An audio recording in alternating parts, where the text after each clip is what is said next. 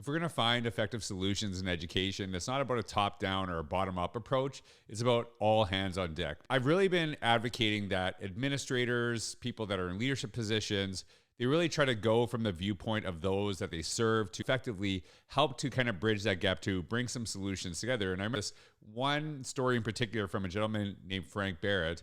He was talking about airline CEOs, how they were struggling with people complaining about the economy seating on their airlines. And so they brought people together from their executive team, and they could not figure out any solutions.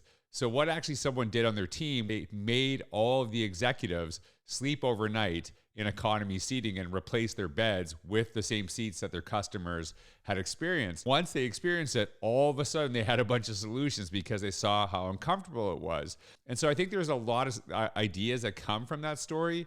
But I also think it's really important not to think that just because an administrator comes into a classroom for a few times, even a few hours, that all of a sudden they can bring all the solutions to all the problems that exist in education. You see student voice conferences, people are like, yay, we asked students their opinion, but did we act upon it? I think that follow-up to saying, here's what we heard and here's what we did because of it, that's true with our teaching staff, with our support staff. If we ask people for their opinion, ensure they know that we're not just hearing their voice, but we're acting upon what was said.